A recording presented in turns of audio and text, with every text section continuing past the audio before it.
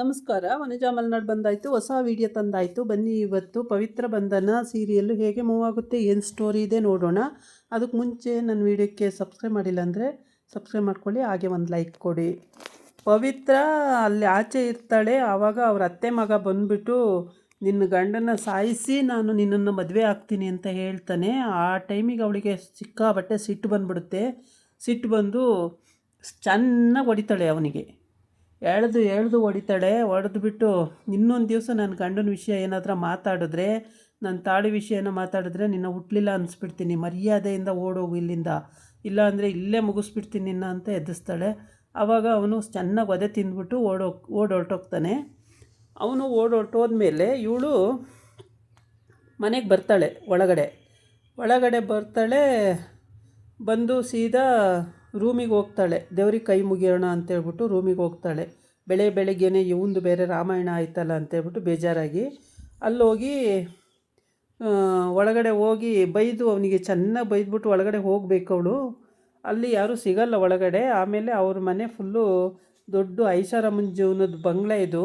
ಮೇಲೆ swimming pool ಎಲ್ಲ ಇದೆ. ತುಂಬ ಚೆನ್ನಾಗಿದೆ ಮನೆ. ಈ ಮನೆಯಲ್ಲಿ ಪವಿತ್ರ ಬಂಧನ ಅಂತ ಅವಳು ಪವಿತ್ರ ಮನೆ, ದೇವು ಪವಿತ್ರ ಮನೆ. ತುಂಬ ಶ್ರೀಮಂತರಿರ್ತಾರೆ ಇವರು. ಆಗ ಅಲ್ಲಿ ದೇವು ಚಿಕ್ಕಮ್ಮನ ಮಗ ಇವರು ಯಾವಾಗಲೂ ಕ್ರಿಮಿನಲ್ ಐಡಿಯಾನೇ ಉಪಯೋಗಿಸ್ತಾ ಇರ್ತಾರೆ. ಯಾಕೆ ಅಂದರೆ ಆಸ್ತಿ ಮತ್ತು ದುಡ್ಡು ಒಡವೆ ಎಲ್ಲ ಹೊಡಿಬೇಕು ಅನ್ನೋದು ಇವ್ರ ಕುತೂಹಲ ಆಗಿರುತ್ತೆ. ಪ್ರತಿಯೊಂದು ವಿಷಯದಲ್ಲೂ ಅವ್ರು ನೋಡ್ತಾನೆ ಇರ್ತಾರೆ, ಯಾವತ್ತಾದರೂ ಇದನ್ನು ಹೊಡಿಬೋದಾ, ಹೇಗಾದ್ರು ಮಾಡ್ಬೋದಾ ಅಂಥೇಳಿ. ಅದು ಅವಕಾಶ ಸಿಕ್ಕಿರಲ್ಲ. ಇವತ್ತು ಮಾತ್ರ ಅವಳು ಅಲ್ಲಿ ಆಚೆ ಹೋಗಿರ್ತಾಳೆ. ದಿಂಬತ್ರ ಕೀ ಇಟ್ಬಿಟ್ಟು ಆ ಕೀನ ತೊಗೊಂಡು ನೋಡ್ಕೊತಾರೆ ಫಸ್ಟು ಹೆಂಗಿಟ್ಟಿದ್ದಾಳೆ ಅಂತ. ಹಂಗೇ ಆಮೇಲೆ ತಂದು ಇಟ್ಟರಾಯ್ತು ಅಂತೇಳಿ ಹೋಗಿ ಟಜರಿ ತೆಗೆದು ಇವಳು ವಜ್ರದ ಹಾರಗಳು ತೊಗೊಳ್ತಾಳೆ. ಮಗ ಇಡೀ ಪ್ರಾಪರ್ಟಿ 200 ಎಕರೆ ಫೈಲು ಎಲ್ಲ ತೊಗೊಳ್ತಾನೆ. ಅಪ್ಪನೂ ಸ್ವಲ್ಪ ದುಡ್ಡೆಲ್ಲ ತೊಗೊಳ್ತಾನೆ. ಎಲ್ಲ ತಗೊಳ್ಬೇಕಾದ್ರೆ ಅವಳು ಬಳೆ ಒಡೆದೋಗಿರುತ್ತೆ. ಅವ್ರ ಚಿಕ್ಕಮ್ಮಂದು ಆ ಬಳೆ ಒಡೆದೋಗಿರುತ್ತೆ. ದೇವು ಚಿಕ್ಕಮ್ಮಂದು ಬಳೆ ಒಡೆದೋಗಿರುತ್ತೆ, ಹಸಿರು ಬಳೆ. ಆ ಬಳೆ ಎಲ್ಲ ಗಾಜುನೂ ಹಾಯಿದ್ಲು, ಇನ್ನೊಂದನ್ನು ಬಿಟ್ಬಿಟ್ಟಿರ್ತಾಳೆ. ಅಲ್ಲಿ ಅವಳಿಗೆ ಕಾಣಿಸಲ್ಲ, ಗಾಬರಿನಲ್ಲಿ ಬಿಟ್ಬಿಡ್ತಾಳೆ. ಅವಳ ಮಗ ಫೈಲ್ ತೊಗೊಂಡು ನೋಡಿಬಿಟ್ಟು, ಈ ಫೈಲ್ ಒಂದಿದ್ರೆ ಸಾಕು, ನಾನೇ ರಾಜ ಈ ಆಸ್ತಿಗೆಲ್ಲ ಹಾಗೆ ಅಂತ. ಅಪ್ಪ ತುಂಬ ಖುಷಿ ಆಗ್ಬಿಡ್ತಾನೆ, ನನ್ನ ಮಗನೇ ರಾಜ ಆಗಿಬಿಡ್ತಾನಲ್ಲ ಅಂತೇಳ್ಬಿಟ್ಟು. ಆಮೇಲೆ ಅಮ್ಮ ಹಾರ ಎಲ್ಲ ತಗೊಂಡು ಎಲ್ಲ ಕದ್ದಿಟ್ಕೊತಾಳೆ ಅಲ್ಲಿ ಇಲ್ಲಿ ಅಂತ. ಮಗನಿಗೂ ಅಪ್ಪಗೂ ಗೊತ್ತಾಗ್ದಂಗೆ ಸುಮಾರು ಹಾರಗಳೆಲ್ಲ ತೊಗೊಳ್ತಾಳೆ. ಹೀಗೆ ಎಲ್ಲ ತಗೊಂಡು ಕದ್ದಿಟ್ಕೊಂಡು ಅಲ್ಲಿಂದ ಎಸ್ಕೇಪ್ ಆಗಿ ರೂಮಿಗೆ ಹೋಗಿ ಅಲ್ಲಿ ರೂಮಲ್ಲಿ ಕೀನ ಬಚ್ಚಿಟ್ಟು, ಅವಳು ಎಳ್ಳಿಟ್ಟಿದ್ಲು ಅಲ್ಲಿಟ್ಟು, ಆ ದಿಂಬು ಹೆಂಗಿಟ್ಟಿದ್ಲು ಹಂಗಿಟ್ಟು ಆಚೆ ಬರ್ತಾರೆ ಗಂಡ ಹೆಂಡ್ತಿ. ಆಚೆಗೆ ಇನ್ನೇನು ಬರಬೇಕು ಅನ್ನೋ ಟೈಮಿಗೆ ಕರೆಕ್ಟಾಗಿ ಪವಿತ್ರ ಒಳಗಡೆ ಬಂದುಬಿಡ್ತಾಳೆ ರೂಮ್ ಒಳಗಡೆ. ಅಯ್ಯೋ ಇವಳು ಬೇರೆ ಬಂದಲ್ಲ, ಹೆಂಗೆ ಹೋಗೋದು ಇವಾಗ ಅಂತೇಳಿ ಅಲ್ಲಿ ಇಲ್ಲಿ ಓಡಾಡಿ ಕೊನೆಗೆ ಸೋಫಾ, ದೊಡ್ಡ ಸೋಫಾ ಇರ್ತಾವಲ್ಲ, ಸೋಫಾದ ಹಿಂಭಾಗ ಕೂತ್ಕೋತಾರೆ. ಸೋಫಾ ಹಿಂಭಾಗ ಕೂತ್ಕೊಂಡಾಗ ಅವಳು ಅಲ್ಲಿ ದೇವ್ರದ್ದು ಫೋಟೋ ಇರುತ್ತೆ. ಅವಳ ರೂಮಿಗೆ ಯಾರೂ ಬಂದಿರಲ್ಲ ಅಂತ ಗೊತ್ತಲ್ಲ, ಹಾಗಾಗಿ ದೇವ್ರ ಫೋಟೋಕ್ಕೆ ಕೈ ಮುಗಿತಾ ಇರ್ತಾಳೆ. ಬೆಳಗ್ಗೆನೇ ನಮ್ಮ ಅತ್ತೆ ಮಗ ಬಂದು ಈ ಥರ ನನ್ನನ್ನು ಮೂಡ್ ಔಟ್ ಮಾಡಿದ್ನಲ್ಲ ಅಂತೇಳ್ಬಿಟ್ಟು ಬೇಜಾರಾಗಿ ಅವನಿಗೆ ಹೊಡೆದು ಬಂದನಲ್ಲ ಅಂತ ಕೈ ಮುಗಿತಾ ಇರ್ತಾಳೆ. ದೇವರೇ ಕಾಪಾಡಪ್ಪ ನಮ್ಮನ್ನು ಅಂತೇಳಿ. ಅದೇ ಟೈಮ್ ನೋಡಿಕೊಂಡು ಅವಳು ದೇವ್ರಿಗೆ ಕೈ ಮುಗಿತಿದ್ದಾಳೆ ಅಂತ ಇವರಿಬ್ಬರು ಅಲ್ಲಿ ಬಾಗಿಲಿಂದ ಎಸ್ಕೇಪ್ ಆಗ್ತಾರೆ.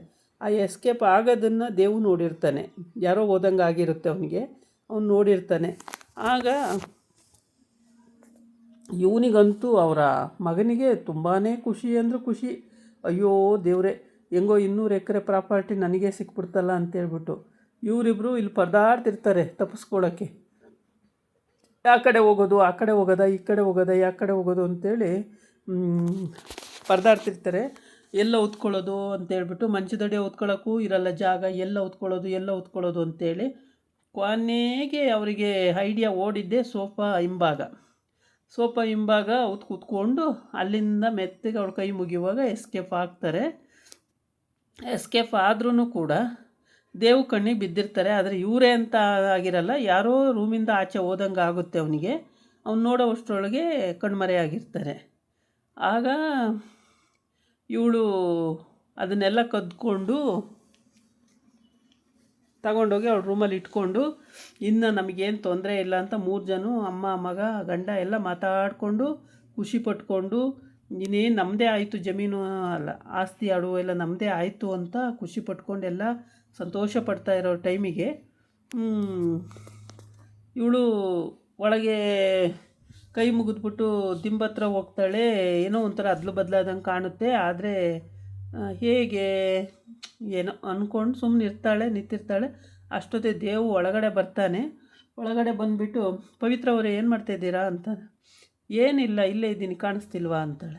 ಆವಾಗ ಯಾರು ರೂಮಿಂದ ಹೊರ್ಗೋದಂಗೆ ಆಯ್ತಲ್ಲ ಅಂತಾನೆ.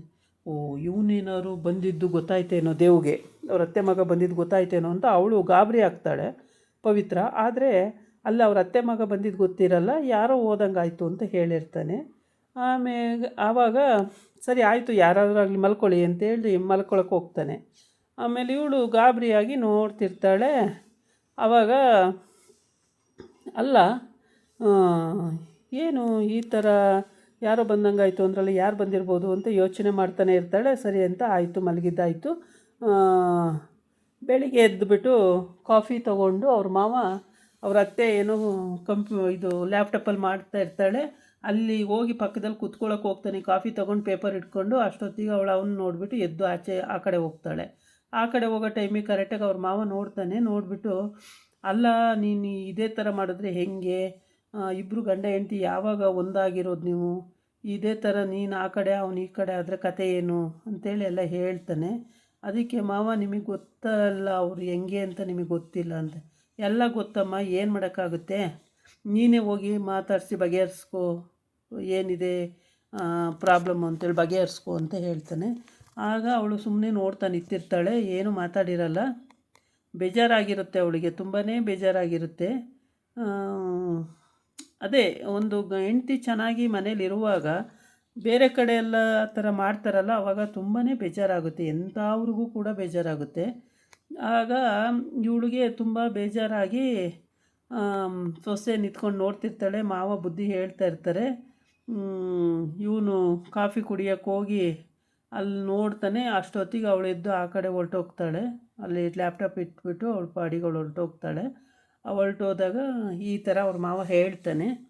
ಆಮೇಲೆ ಪವಿತ್ರ ಬರ್ತಾಳೆ. ಪವಿತ್ರ ಹತ್ರ ಅಷ್ಟೊತ್ತಿಗೆ ಅವ್ರ ಮಾವಗೊಂದು ಫೋನ್ ಬರುತ್ತೆ. ಅದೆಷ್ಟು 30 ಲಕ್ಷನೋ 15 ಲಕ್ಷನೋ ಆಗಿದೆ, ಹಾಸ್ಪಿಟ್ಲಿಗೆ ಕಟ್ಟಬೇಕು, ಮಗು ಕರ್ಕೋಬೇಕು ಅಂತ ಆ ಕಡೆಯಿಂದ ಅಳ್ತಾ ಇರೋ ಶಬ್ದ ಬರುತ್ತೆ. ಆವಾಗ ಏನು ಹೆದರಬೇಡಿ, ನಾನು ಅಡ್ಜಸ್ಟ್ ಮಾಡ್ತೀನಿ, ಅರೇಂಜ್ ಮಾಡ್ತೀನಿ. ಅಷ್ಟೆಲ್ಲ ಎಲ್ಲಿ ಸರ್ ಅರೇಂಜ್ ಮಾಡ್ತೀರಾ ಅಂತ ಕೇಳ್ತಾಳೆ ಅವಳು.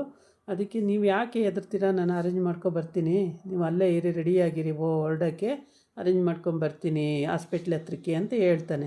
ಆಮೇಲೆ ಪವಿತ್ರ ಸಿಗ್ತಾಳೆ. ಏಕೆಂದರೆ ಪವಿತ್ರಂಗೆ ಯಜಮಾನಿಕೆ ಕೊಟ್ಟಿರ್ತಾರೆ ಮನೆಯಲ್ಲಿ. ಪವಿತ್ರಂಗೆ ಹೋಗ್ಬಿಟ್ಟು ನನಗೆ ಸ್ವಲ್ಪ ದುಡ್ಡು ಬೇಕಮ್ಮ ಪವಿತ್ರ ಅಂತ ಕೇಳ್ತಾನೆ ಅವ್ರ ಮಾವ. ಅಯ್ಯೋ ಮಾವ, ನಿಮ್ಮನೆ ದುಡ್ಡು ನೀವು ಕೇಳೋಕ್ಕೆ ನೀವು ಯಾಕೆ ನನ್ನನ್ನು ಕೇಳ್ತಾ ಇದ್ದೀರಾ, ತೊಗೊಳ್ಳಿ ಮಾವ ಅಂತೇಳಿ ಕೀ ಕೊಡ್ತಾಳೆ. ಕೀ ಕೊಟ್ಟಾಗ ಹೋಗಿ ಅವನು ಸುಮಾರು 15 ಅಥವಾ 30 ಲಕ್ಷನೋ ಬೇಕಮ್ಮ ಅಂತ ತಗೊಳ್ತಾನೆ. ಆವಾಗ ಇವಳು ಗಾಬರಿ ಆಗ್ತಾಳೆ ಒಂದೇ ಸಲ, ಅಷ್ಟೊಂದು ದುಡ್ಡ ಅಂತೇಳ್ಬಿಟ್ಟು ಗಾಬರಿ ಆಗ್ತಾಳೆ. ಆದರೆ ಮನೆ ಯಜಮಾನರು ಏನು ಹೇಳೋಕ್ಕಾಗಲ್ವಲ್ಲ, ಸುಮ್ಮನಾಗ್ತಾಳೆ. ಆವಾಗ ಇವಳು ತಗೊಂಡು ಹೋದ್ಮೇಲೆ ನೋಡ್ತಾಳೆ, ಫೈಲೇ ಇರಲ್ಲ. ಮೇಲೊಂದು ಫೈಲ್ ಇತ್ತು, ಫೈಲೇ ಇಲ್ಲ. ಆಗ ಇವಳು ಗಾಬರಿಯಾಗಿ ಯಾರು ತಗೊಂಡಿರ್ಬೋದು ಅಂತ ತಲೆಗುಳ ಬಿಟ್ಕೊತಾಳೆ. ತಲೆಗುಳ ಬಿಟ್ಕೊಂಡ್ರೂ ಇವಳಿಗೇನು ಅಂದಾಜು ಆಗಲ್ಲ. ಸುಮಾರು ದುಡ್ಡು, ಒಡವೆ ಎಲ್ಲದೂ ಖಾಲಿಯಾಗಿರುತ್ತೆ, ಏನೂ ಗೊತ್ತಾಗಿರಲ್ಲ. ಆದರೆ ಫೈಲ್ ನೋಡಿರ್ತಾಳೆ ಫಸ್ಟು. ಅವಳು ಏನು ಒಳಗಡಿಕೆಲ್ಲ ನೋಡಿ ಮಾಡಿ ಇದು ಮಾಡಿರಲ್ಲ. ಫೈಲು ಮೇಲೊಂದು ಫೈಲ್ ಇತ್ತು, ಫೈಲ್ ಇಲ್ಲಲ್ಲ ಅಂತೇಳ್ಬಿಟ್ಟು ನೋಡಿರ್ತಾಳೆ. ಆಗ ಫೈಲು ಕಾಣಿಸ್ತಿರಲ್ಲ. ಇಷ್ಟೆಲ್ಲ ಜೋಡಿಸಿರುವಾಗ ಫೈಲ್ ಏನೂ ಕಾಣಿಸ್ತಾ ಇರಲ್ಲ. ಆವಾಗ ಅವಳಿಗೆ ಅನುಮಾನ ಬರುತ್ತೆ, ಫೈಲೇ ಕಾಣಿಸ್ತಿಲ್ವಲ್ಲ, ಏನಾಗಿರ್ಬೋದು, ಯಾರು ತೊಗೊಂಡಿರ್ಬೋದು ಅಂತೇಳ್ಬಿಟ್ಟು. ಮಾವ ಅದು ಒಂದು 15-30 ಲಕ್ಷ ಅವ್ರು ತೊಗೊಂಡು ಹೋಗ್ತಾನೆ. ಇದಾಗಿತ್ತು ಇವತ್ತಿನ ವೀಡಿಯೋ. ನಾಳೆ ಇನ್ನೊಂದು ವೀಡಿಯೋ ಜೊತೆ ಬರ್ತೀನಿ. ನಮಸ್ಕಾರ.